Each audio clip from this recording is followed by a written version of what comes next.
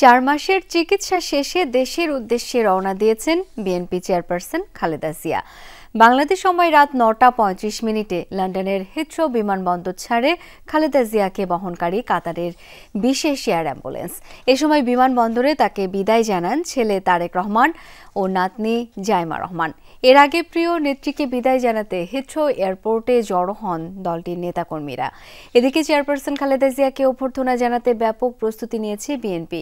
যানজট বেঁধে মানুষের ভোগান্তি এড়াতে নেতাকর্মীদের রাস্তায় দাঁড়াতে না দিতে পুলিশের প্রতি আহ্বান জানিয়েছেন বিএনপি মহাসচিব।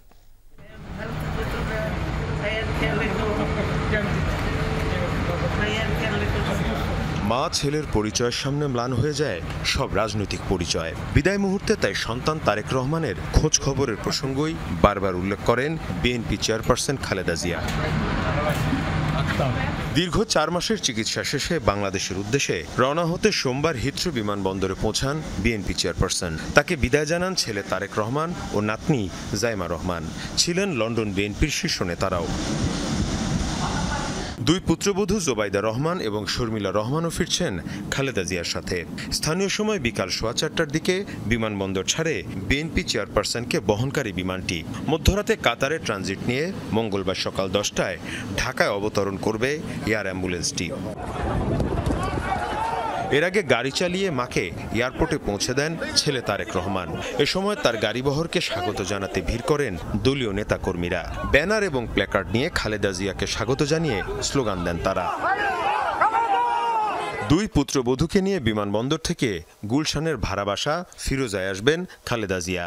রাস্তার একপাশে দাঁড়িয়ে প্রিয় নেত্রীকে অভ্যর্থনা জানাতে ব্যাপক প্রস্তুতি নিয়েছে বিএনপি। বিমানবন্দর খিলক্ষেত কুর্মিটোলা বনানী হয়ে গুলশানে আসবেন তিনি। তবে এসএসসি পরীক্ষা থাকায় নেতাকর্মীদের রাস্তায় না দাঁড়াতে নির্দেশ দিয়েছেন বিএনপি মহাসচিব। পরীক্ষা আছে আপনার এসএসসির 2টা সাবজেক্ট পড়ে, তো যেহেতু ঢাকা বিমানবন্দর থেকে কাকলি পর্যন্ত ম্যাডাম আসবেন এবং স্বাভাবিকভাবেই একটা আপনার জনসমাবেশ হবে, সেই কারণে আমরা যেটা অনুরোধ করতে চাই সংশ্লিষ্ট সবাইকে, রাস্তার উপরে যেন কেউ না দাঁড়ায়। পুলিশ কর্তৃপক্ষকে বলতে চাই তারা যেন রাস্তায় কাউকে দাঁড়াতে না দেন। এদিকে পুলিশের অনুরোধে মঙ্গলবার সকাল 7টা থেকে দুপুর 2টা পর্যন্ত টোল দিয়ে মোটরসাইকেল ও সিএনজি অটোরিকশা এলিভেটেড এক্সপ্রেসওয়ে ব্যবহার করতে পারবে বলে জানিয়েছে কর্তৃপক্ষ। মীর মুশফিক হাসান, যমুনা নিউজ। শুধু প্ল্যান করলেই হবে, টিভি পাইতে ক্যাপটাও তো খুলতে হবে। কোকা-কোলার এত বড় অফার, ক্যাপ খুলো, কোড দাও আর উত্তর দিয়ে জিতে নাও ফ্রিজ, টিভি, ফোন আর প্রতি বোতলে নিশ্চিত ক্যাশব্যাক।